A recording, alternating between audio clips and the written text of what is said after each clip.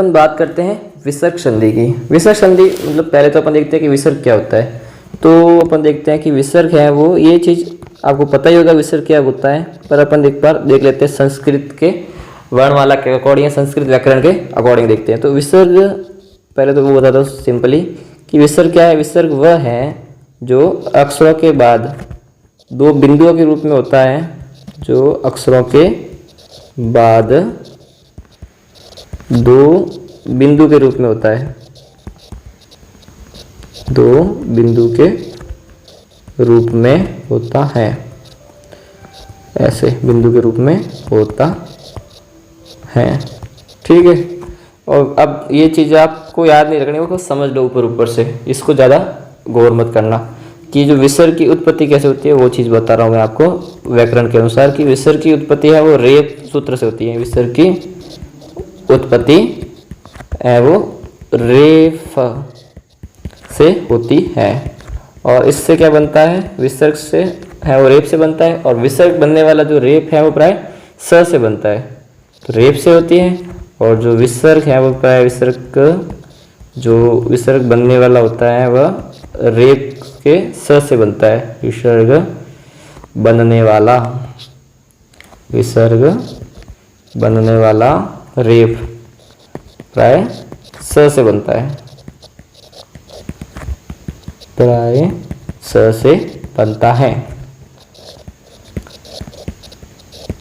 और ये स है वो र से बनता है, और र है वो विसर्ग बनाता है। इस प्रकार इसमें अपन सबसे पहले संधि देखते हैं, सत्व संधि के बारे में बात करते हैं। मेनली ज़्यादातर स्वर संधि और व्यंजन संधि आती है, पर एग्जामिनर कुछ भी पूछ सकता है, तो इसलिए अपने को एक बार तो सारी चीज़ें पढ़नी ही है। सत्व संधि, इसमें मेनली अपने मोटे मोटे तौर पर देखें तो सत्व संधि मतलब विसर्ग का स बनेगा। अब कैसे बनेगा, इसके दो सूत्र है, दो प्रकार से बनता है।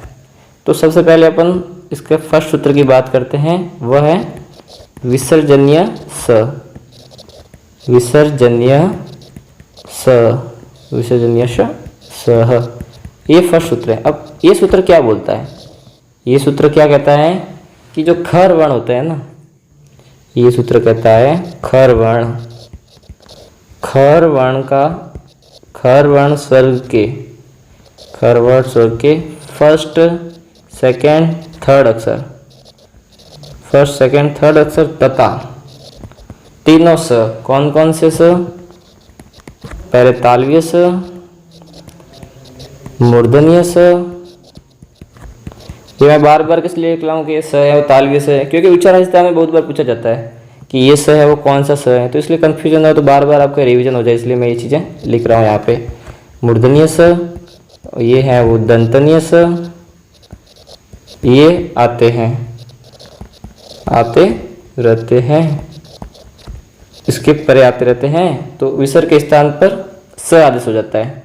तो विसर्ग के स्थान पर, विसर्ग के स्थान पर स आदेश हो जाता है, स आदेश हो जाता है,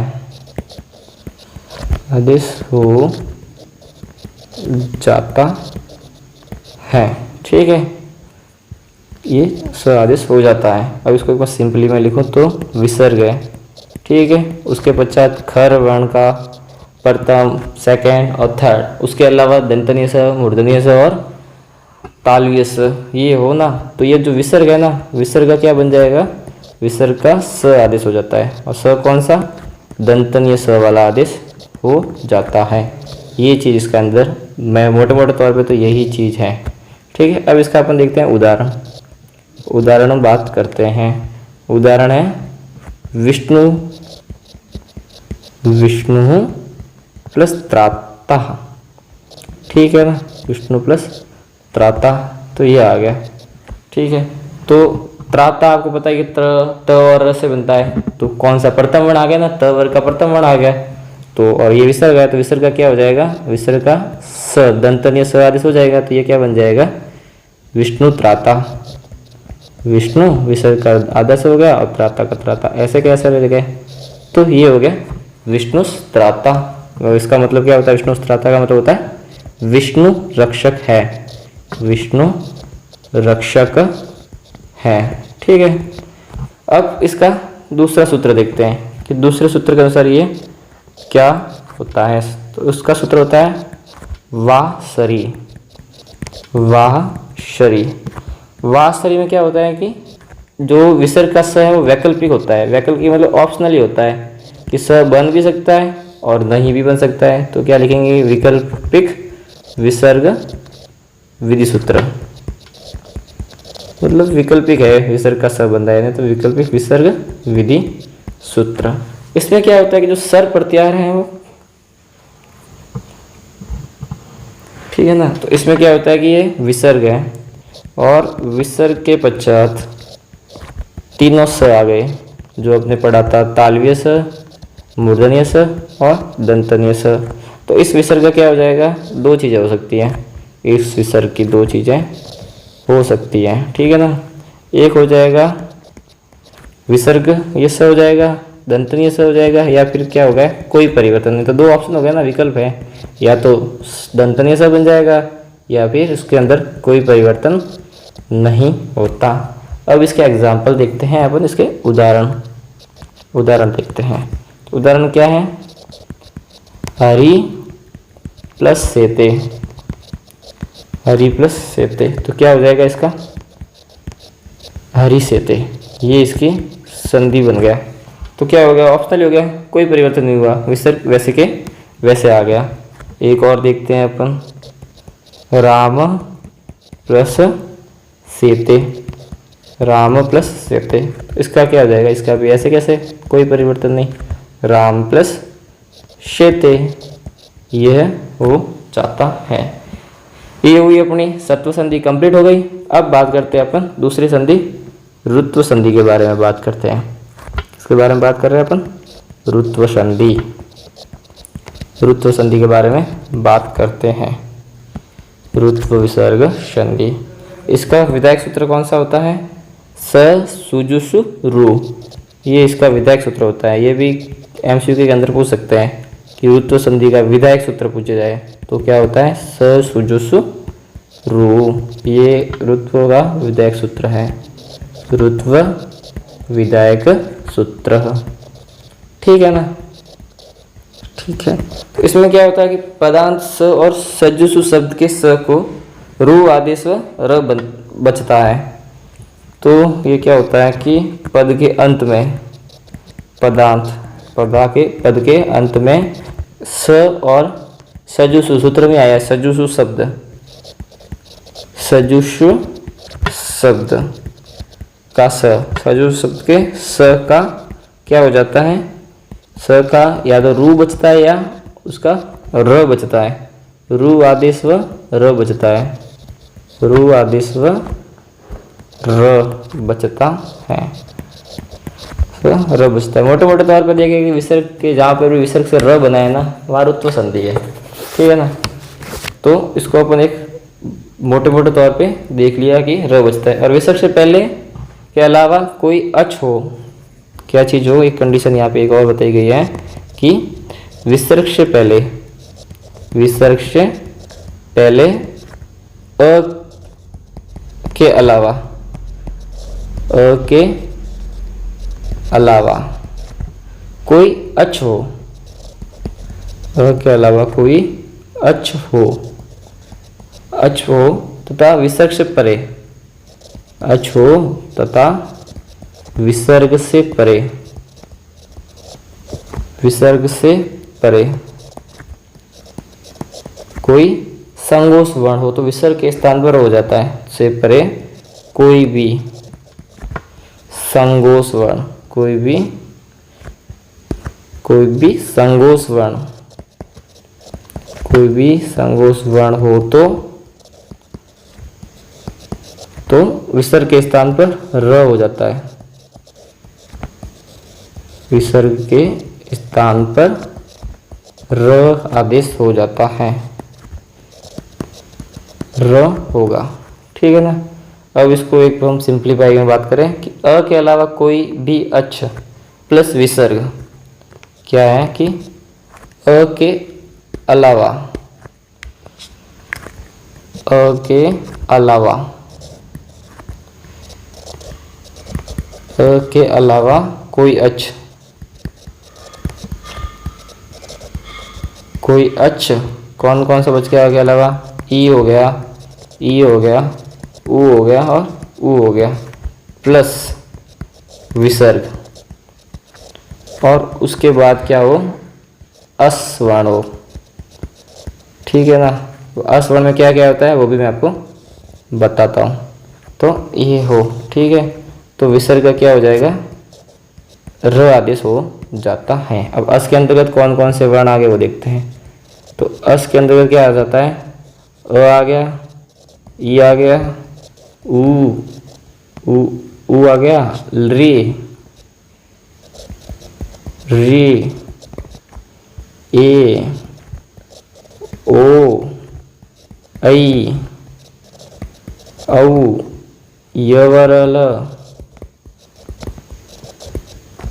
य, म, ग, ण, न, ज, भ, ग। ये सब मैत्री सूत्र के अकॉर्डिंग ही है। मैत्री सूत्र जिसको याद है वो इजीली इस चीज़ों को लिख सकता है और समझ सकता है। ठीक है ना। मैत्री सूत्र के अंतर्गत ही बना है। मैत्री सूत्र में आपको बताया था कि प्रत्याहार कैसे बनता है। तो यहाँ पे अस वर्ण प्रत्याहार आ गया। तो अस वर्ण के अंतर्गत अ से लेकर स के अंतर्गत जो भी वर्ण आते हैं उसके पीछे वाले हलंत वर्ण को छोड़ के सारे प्रत्याहार निर्माण के अंतर्गत उपयोग किए जाते हैं। तो ये ज, ब, ग, ड़ और ये द, उसके बाद तो स आता है। तो क्या हो गया? अ से लेके स तक के जितने भी वर्ण आ गए वो आ गए। अब इसको एग्जाम्पल अपन समझते हैं, उदाहरण से अपन इस चीज़ को समझते हैं।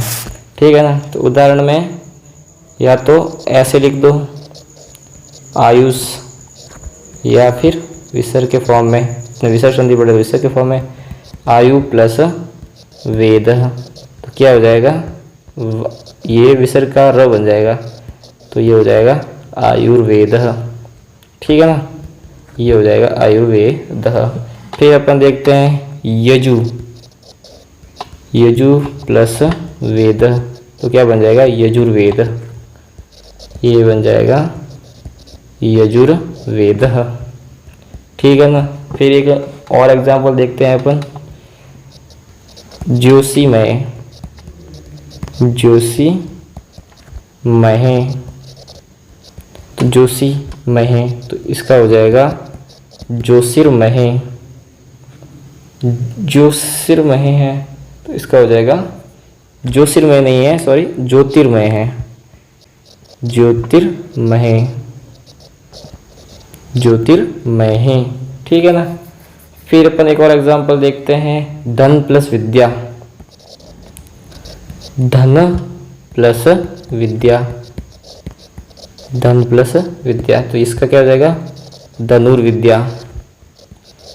ये शब्द आपने सुन रखे होंगे, धनुर्विद्या। ठीक है ना। ये हो गया धनुर्विद्या। फिर अपन तीसरी संधि देखते हैं। मेनली तो सत्व मेन होती है इसके अंदर, रुत्व होती है और एक होती है उत्व। तीन संधियां ही विसर्ग संधि के अंतर्गत इंपॉर्टेंट होती हैं। वैसे तो आने को तो कुछ भी आ सकता है। ठीक है ना। तो ये अपन बात करते हैं उत्व विसर्ग संधि की, उत्व विसर्ग संधि। ठीक है ना। अब पहले इसका सबसे पहले सूत्र की बात करते हैं। सूत्र क्या होता है? तो इसका सूत्र होता है अतो रोर प्लुतार पलते, अतो रोर प्लुतार पलते, रोर प्लुताद प्लुते। ठीक है ना। ये उसका उत्व संधि का विधायक सूत्र होता है। तो इसमें क्या होता है कि विसर्ग के दोनों तरफ, विसर्ग के आगे भी और विसर्ग के पीछे भी। तो बात करते हैं अपन कि विसर्ग के दोनों तरफ, विसर्ग के दोनों तरफ अप्लुत अस्वर, अप्लुत अस्वर हो, अप्लुत अस्वर हो, वहाँ संधि करने पर, वहाँ संधि करने पर, वहाँ संधि करने पर विसर्ग के स्थान पर ऊ हो जाता है। आपने सत में देखा होगा, सत्व के अंदर स हो जाता है, ऋत्व के अंदर र हो जाता है, तो उत्व के अंदर ऑफकोर्स उ ही होगा। तो विसर्ग के स्थान पर उ होगा, उ होगा। तथा उ अपने पूर्व जो आगे अपने देखा था कि दोनों तरफ अ प्लुत अ होता है, तो अपने जो पूर्ववर्त अ स्वर होगा ना, अब होगा तो उ के जो अपने पूर्ववर्त अ स्वर को वर्त अ स्वर के साथ मिलने से गुण संधि के अनुसार मिलने से गुण आदेश से ओ रूप में परिवर्तित हो जाता है, ओ रूप में प्रयोग होगा तथा बाद वाला आकार पूर्व रूपों का अवग्रह चिन्ह बन जाएगा। प्रयोग होगा तथा बाद वाला आकार का पूर्व रूप